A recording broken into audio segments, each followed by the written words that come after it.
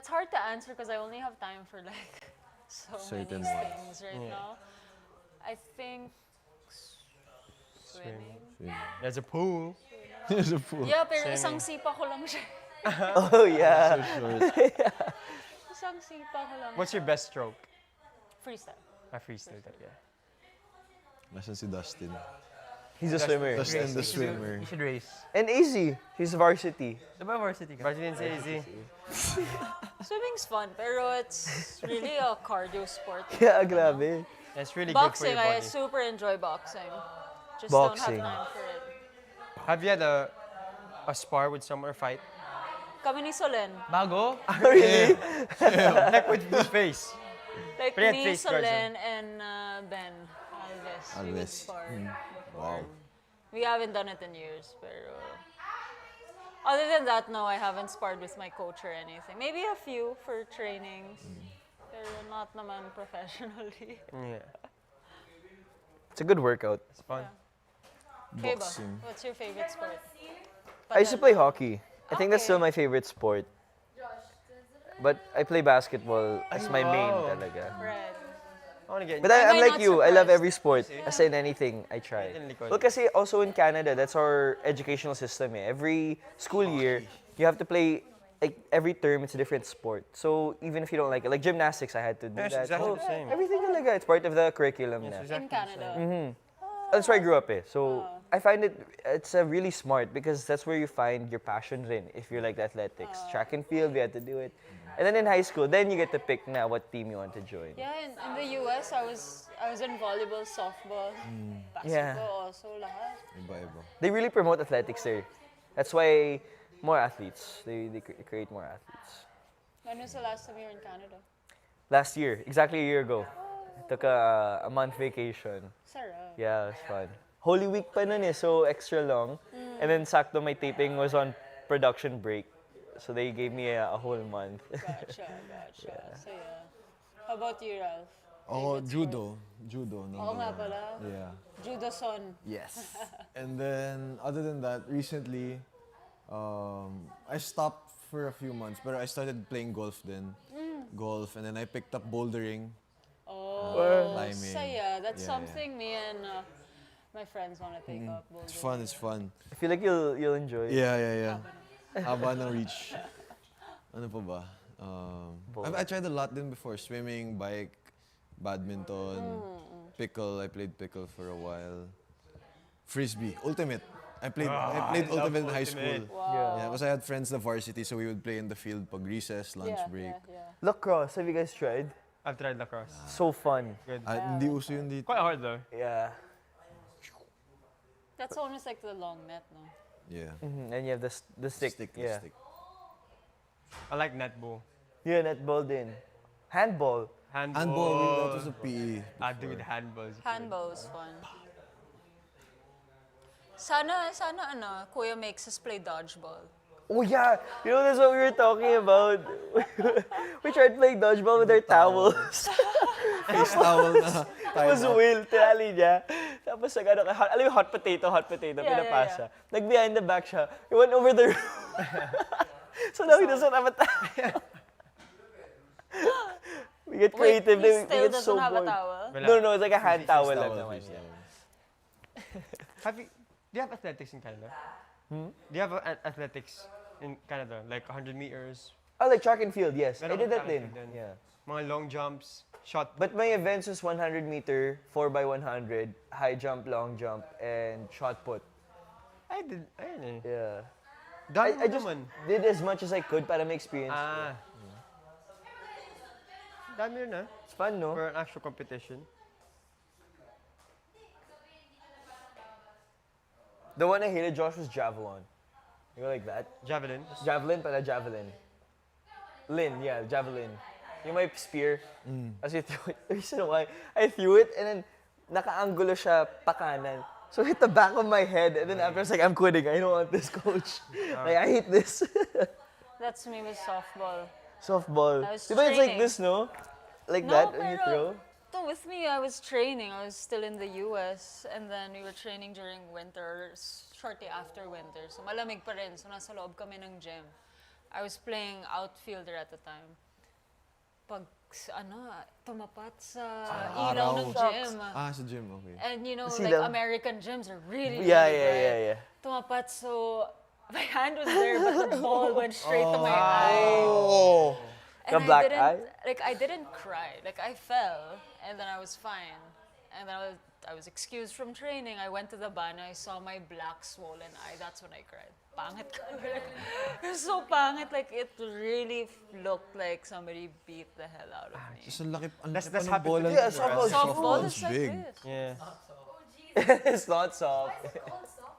A little smaller than this. Ako naman ate, my face got hit with a cricket. I played cricket before eh. Yeah. That's like a baseball. Dude, cricket's like Yeah. solid. Yeah, bro. Kasi when you cricket, Weird, no? Weird yung cricket din eh. oh, cricket's hard though. Takes days to actually finish a game. Big in India. Why? India. Okay lang. India. Pero malakas rin ang England team. Baseball, have you guys tried?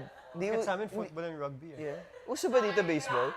Medyo. Parang sa Ateneo lang ata. Ano yung Lasal? proper football. Lakas ng Lasal sa ano. Yeah. Like soccer. Like not the American Basketball, football. volleyball. Yeah. That's why I'm part of the minority. I'm goalie. Yeah. The no budget sports.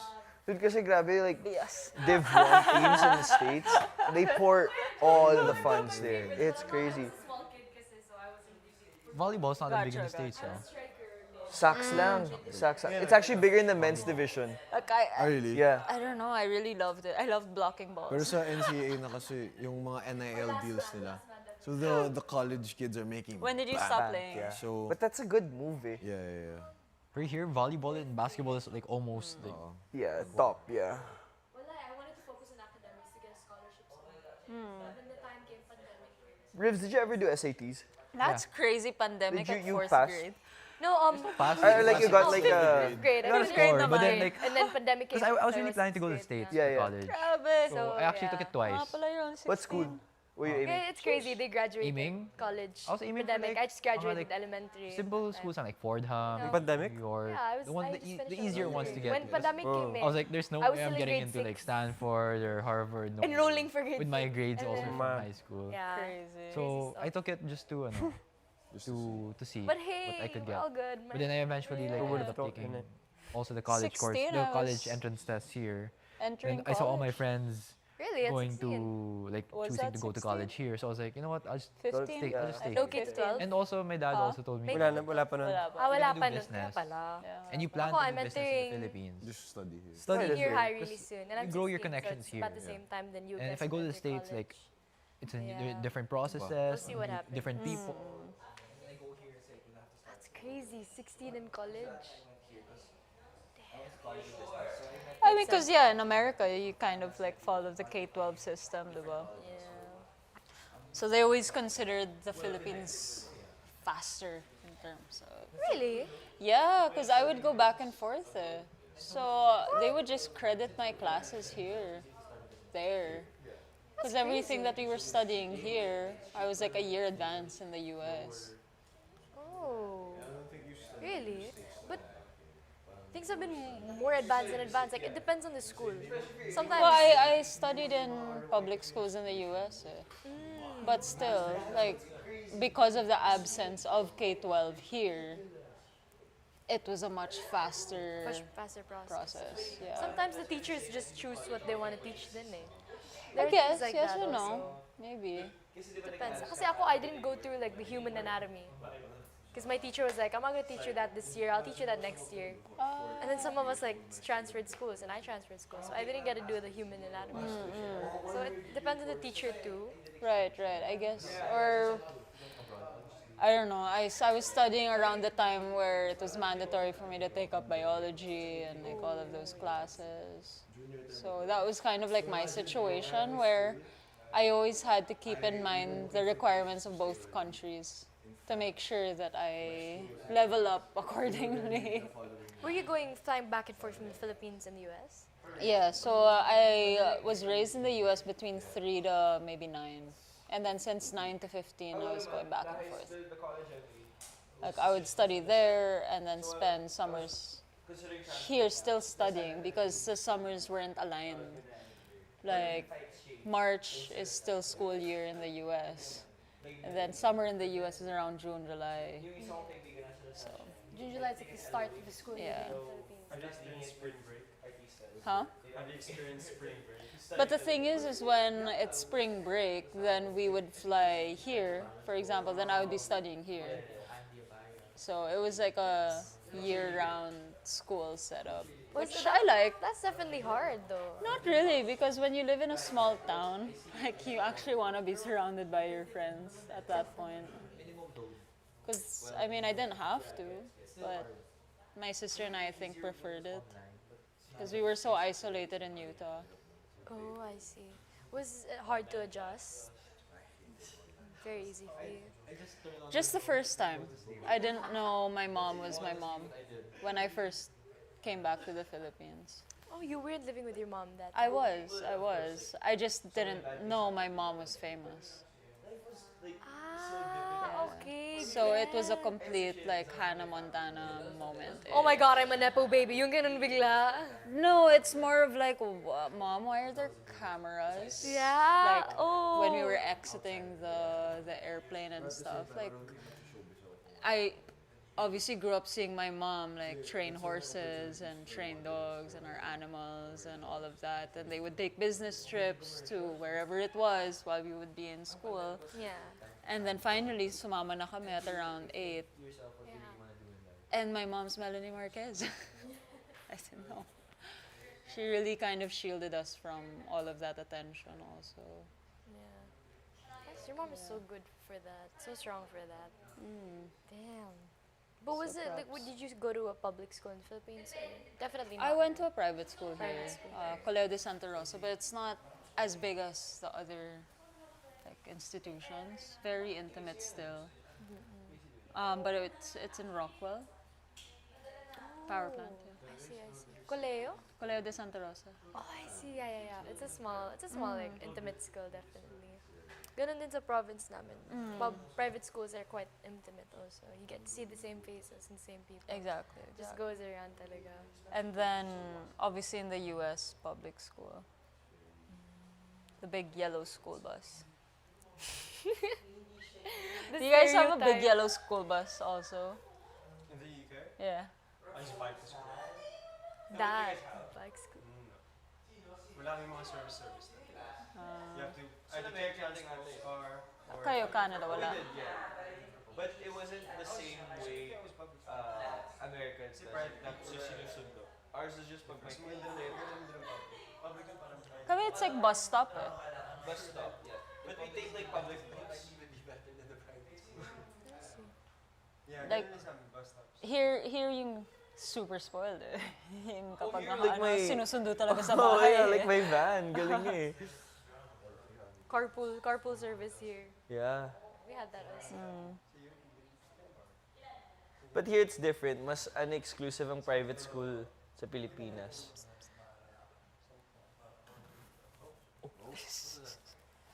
Oh. So, were you sleeping? That wasn't. Ah. Oo nga, no. Dasal mo na tayo. Galing! I'm praying. Gagawin ko yun. Thank you for the idea. Legit? I love it. Yeah, she was facing the altar and everything. Tama. But that's good. That's like sa taping, yung mga makeup artist. Nakagano'n sila sa upuan nila.